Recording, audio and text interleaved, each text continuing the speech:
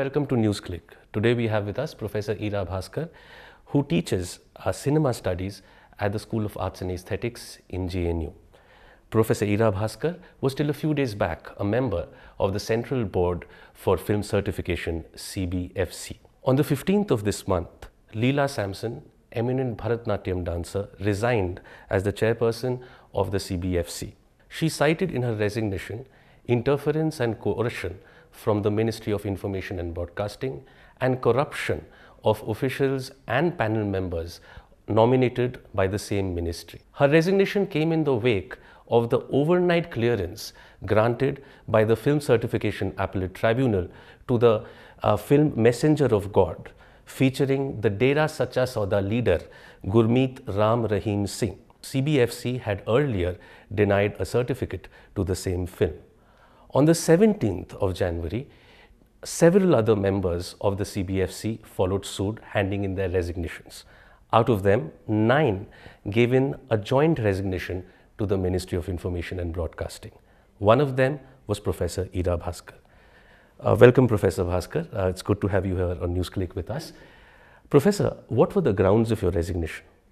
Actually, our resignation was in support of Leela Sampson's resignation, but more than that, it was meant to support some of the claims that she had made, and also as a board member, several of us, actually 10 of us resigned in that morning. One email came a little later because she was away and she didn't have access to the internet, but it was 10 actually on the morning of 17th.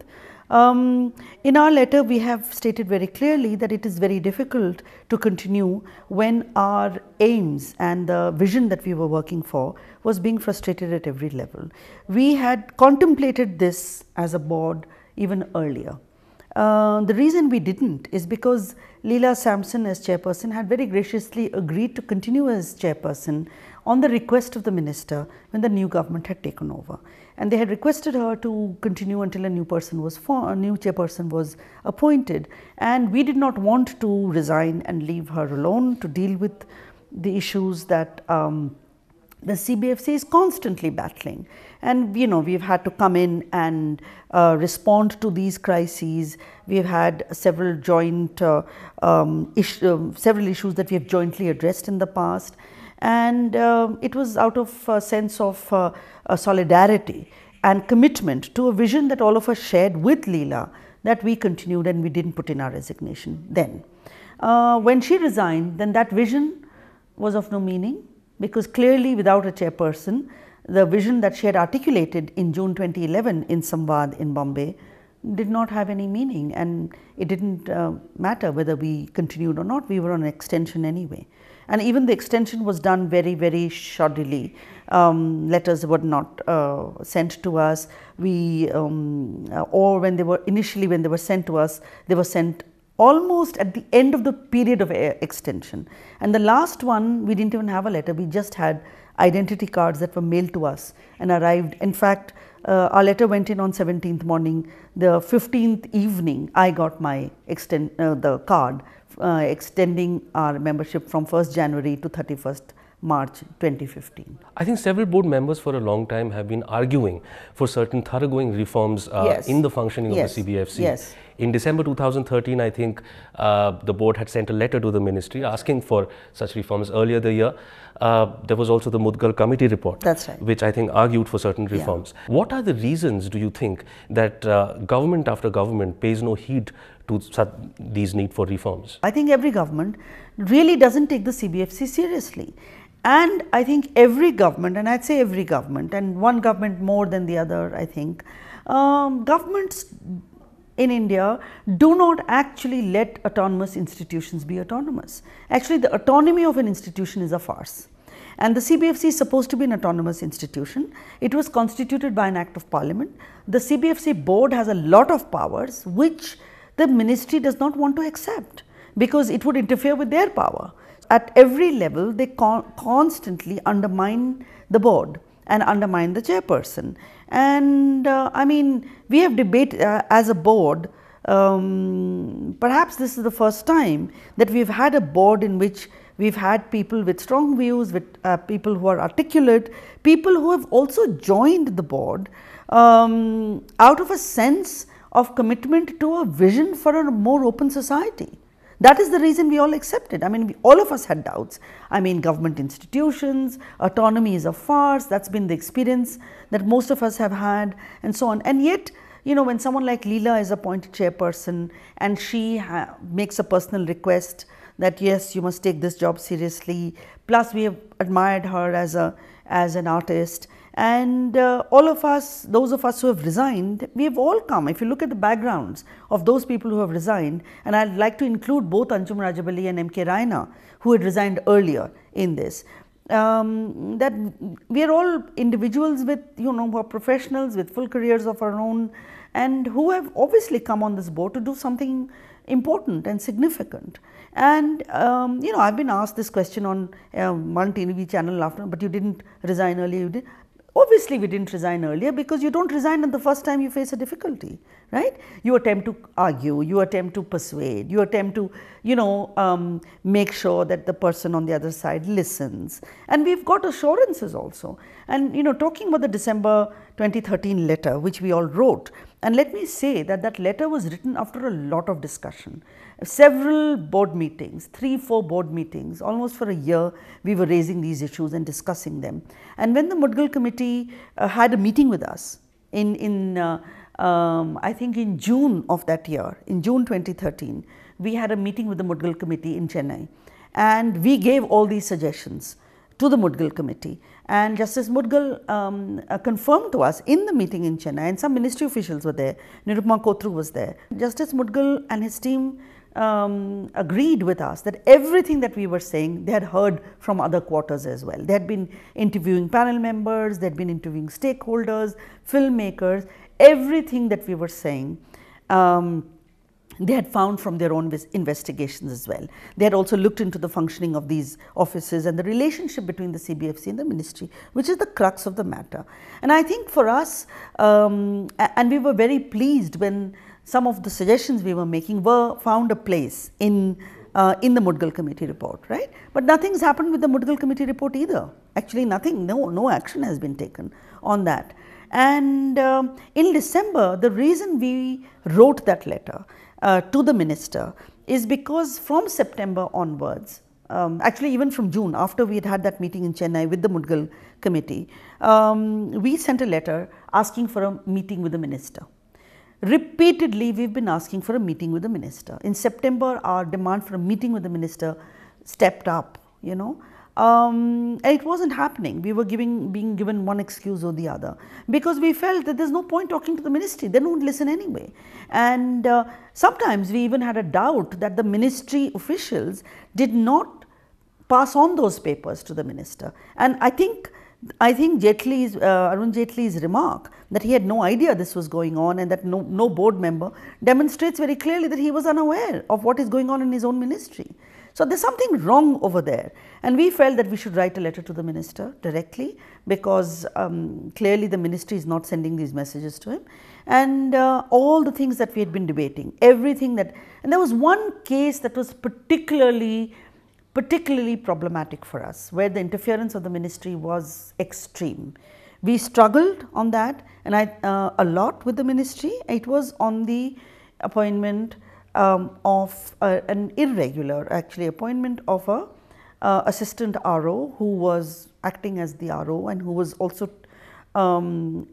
behaving in a clandestine manner that was going against the vision of the chairperson, against the CEO and against the board members. And we felt that it was insubordination of a high order and he needed to be transferred. So over all these issues, we had almost a battle with the ministry, and that's why we wrote that letter, December 2013 letter. The consequence of that letter was that we had a meeting that was called immediately in January, at the end of January 2014, with the secretary and the joint secretary. We were told that the minister will come, but he didn't come. And the secretary, Mr. Bimal Jalka, and Mr. Raghavendra Singh, joint secretary films, they were present at the meeting. That meeting was held in Delhi, and after that meeting, we were assured at that meeting that everything that we had suggested would be looked into, that we'd have a meeting soon, and that this would be brought to the notice of the minister, but of course it didn't happen. And then when we asked in March for a meeting with the minister, they said he's too busy with the election, he can't meet the board right now. So there was one excuse or the other, and in April when we insisted, saying that once before our term gets over, we would like a meeting because we want to summarize what our experience has been, we were told that there is government is going to change and there's no point in having the meeting and we can't have a meeting. And that was that in April, and then we thought our term was over. We were very glad that we put the letter in, because at some point like today, that letter could be looked at by the public.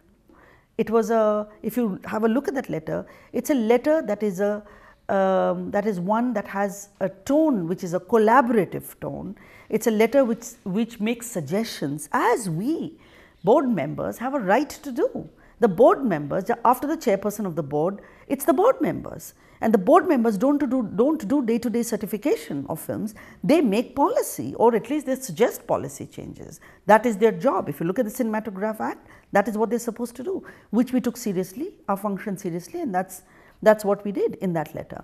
And in April we were told change of government. Then we thought, well, our term is over. In June, at the end of June, we get a letter extending, and not a letter, a general office order. Following individuals are extended. Term is extended from 1st May to 15 July, but it comes to us at the end of June. It's a bit of ridiculous, isn't it? When the term is almost over, you're sending a letter. And then July 15th came and went. Again, there's no letter, nothing. 2nd September, we get another letter extending us till 15th September. And then we don't get any letter, we get these cards that arrive. So, after the first letter came, I remember writing, and I have the email, I remember writing to Leela.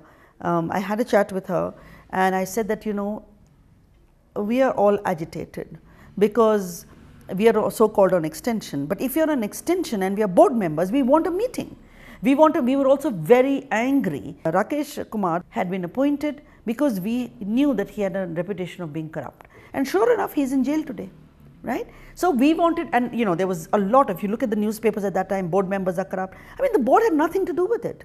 He was appointed by the ministry, he was indulging in whatever he was indulging it in his office in Bombay, and he was refusing to let us meet as a board, because the Rakesh Kumar was the one who was in the office as CEO, officiating as CEO, when we were on extension. He was the one who was dealing directly with the ministry, and he must have been told that scotch this meeting, board meeting, don't have a board meeting, because the minutes of the last board meeting had made it very clear that this is a firm board and it's going to make statements that will be strong statements. So while on the one hand there have been these tremendous irregularities, corruption, attack on autonomy, etc., while on the other we have also seen that from time to time, particularly something that came to light very strongly with the film PK, that the CBFC, you know, very easily becomes the target of all kinds of rhetoric and attack from particularly right-wing vigilante groups, revivalist organizations, etc. Would you see a link between the two, between the loss of credibility on the one hand and its susceptibility to pressure from, you know, certain political sections? I mean, I think the link is with the fact that, yes, in a larger sense what you're saying is true, but I want to make it more specific. The lack of credibility comes from the fact that the social body, that our social fabric and our government, whichever government is in place, the ministry does not take it seriously. Now, for instance, you've given these examples. Let me give an example. Arakshan. I mean, the SC Commission went on the rampage, you know, supports, it's again, CBFC is against reservation, this, that and the other, right? Nobody had seen the film. The chairperson was summoned by the SC Commissioner to Delhi. She had to make an appearance, because when the SC Commissioner summons you, it's contempt of court if you don't come. She came to Delhi. We had to have a screening. We had to have a screening for the SC Commission, members of the SC Commission, to show them that the film is not against reservation. Let me give you an example, and PK of course is a good example. I'll give you the other opposite side of it. Vishwarupam. Muslim organizations, you know, do a lot of hangama in Chennai. The film had been passed in the Chennai regional office, and people are attacked. Now what is the reality? The reality is that the law says that once a certificate is given by the CBFC, no one has the right to actually challenge it. Of course, the producer can go to FCAT, as in the case of MSG, that's fine, that's within law, except that it was cleared in 24 hours at an electric speed, which we've never seen before.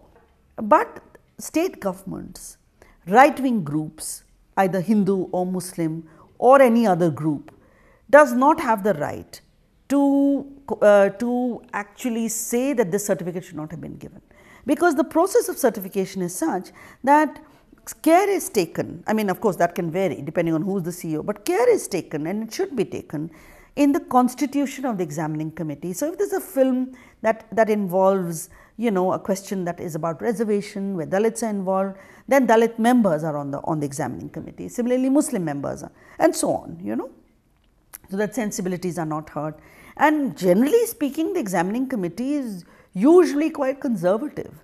They do not go out of the way to be very radical. That's not the case. So normally the certificate that is given with the cuts that is suggested is okay, because it's, the members who are looking at it are themselves quite nervous about clearing something that seems too sort of radical. And the fact of the matter is that you cite law and order disturbances, but it's ridiculous, because the law and order should be looked after by the state and by the police, right? I mean, if there is a law and order situation, law and order disturbances don't happen like that, they're created. We know that from the communal situation in our country, we know that from communal rights in the country, that they don't just happen. There are no upsurges just like that, they're all politically created. So there are political interests. Now, this is where governments have to be strong. They have to go by the constitution, they have to protect freedom of expression, because once the film is passed, care has been taken that the film is taking a position that is socially responsible. If the film is taking irresponsible positions, the film will be review certificate. You see? So, I mean, I don't think there is any great anxiety that is required that the film has been wrongly certified.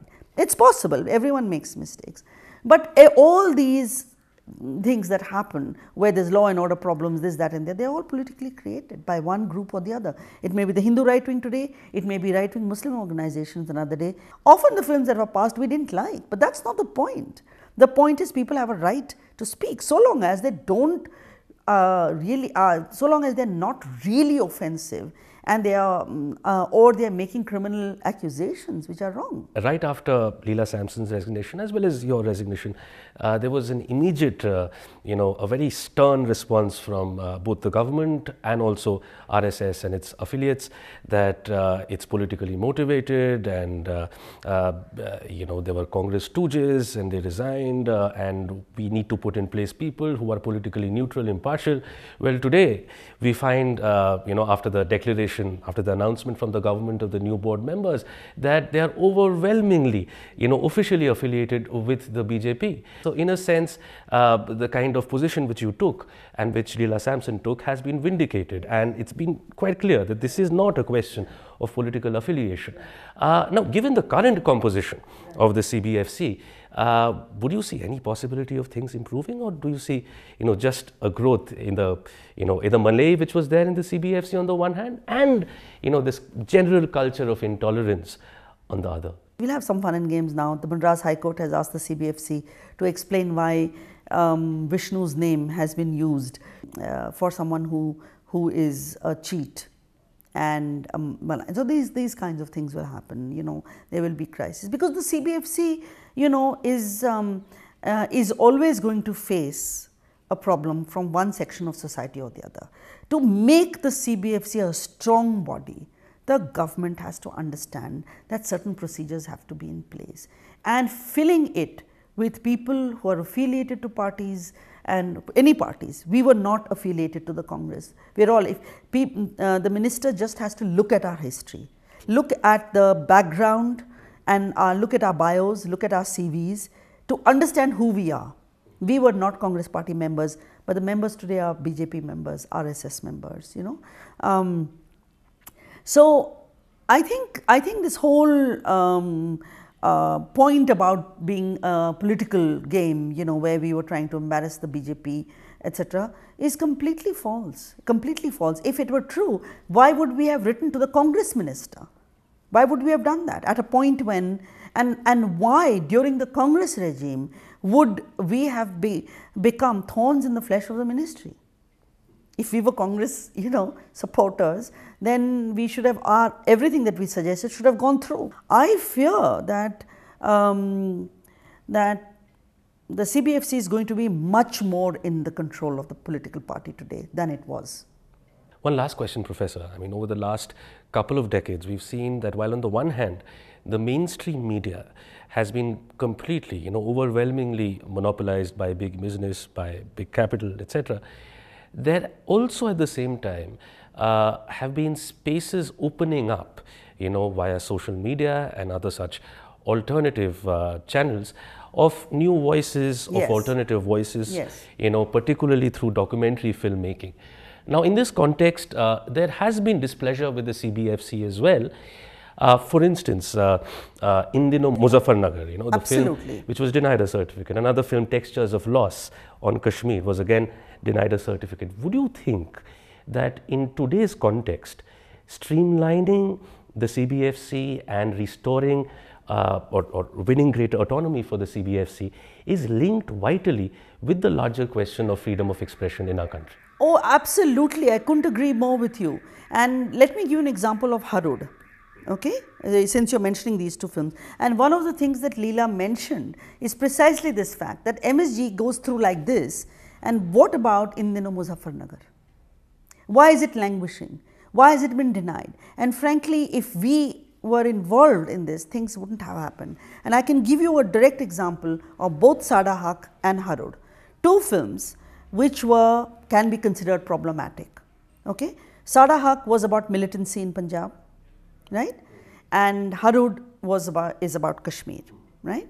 And in Sada Haq, there were two members who were absolutely against the film. They didn't want it to go through. They were affiliated to the powers that be, right? But the film went through. The film went through because there were people like us on the revising committee as well. I remember making an argument saying, what is the problem with the film? The film is simply saying that militancy in Punjab, one of the main causes of that is police terrorism. Surely, as a society, we need to address this. And if the film is saying that, then this is a film that should be supported. Yes, make it and give it an A certificate because it's politically inflammable, it's material that is mature. It's also very disturbing to see the kind of torture, etc. scenes. But that's a reality. It has to be out there because freedom of expression, because filmmakers are artists and it is their job. It is their primary responsibility to bring to the surface everything that's wrong with our society. Any society that doesn't have dissenting voices, that doesn't have space for dissenting voices, that doesn't allow a vision that is critical and analytical is a society that is going to sink. Absolutely. And so Sada Haq was like that and Harud was like that. I mean, in Harud, again there was a problem, oh, it's about Kashmir, etc., etc. Chakravyuh, oh, it's about Maoism and all. I mean, you have to allow these issues to come to the surface. We have to have a culture where debate is possible. If mainstream films are picking up issues like this, like Chakravyuh did, it's very important to let it go. I mean, I chaired the revising committee on Chakravyuh and there was a very strong opinion that the song that is against Tata, Bata, Birla should be thrown out, and I took a very firm position that it should not. I mean, we found a solution, Prakash Jha giving a disclaimer that it's not meant against any specific individuals. But these are protest songs, these are political songs, they are articulating a political ideology. It has to be there. Any society, and I'm afraid, I'm very afraid if any organization of the government becomes so hegemonic that it disallows such voices of protest, such voices of disaffection. They must be allowed. Only then can we move towards a more mature and a more just society. And I think freedom of expression is a tenet of our constitution that has to be protected fiercely, fiercely by any government that is in power. Even the BJP that's in power must protect that, because that is a nationalist response. That is a nationalist response. That is not an anti-national response. It is a response that looks at giving those voices that don't have a chance articulation. That ability to articulate, that ability to look at reality, that ability to lend support to the weak and to the infirm is very crucial. And I am very happy that social media can actually play that role, because I mean, otherwise, government organizations may not be able to do that. At least with social media, some of these voices will be out there, and a struggle for these films can take place, and maybe, just maybe, it will happen. Thanks, Professor. Thank you so much for sharing your views with us. And as the hegemonic overtures of this government increase, and as their attacks on the space of dissent intensify, we will keep on coming back to you. Thank you so much for watching NewsClick.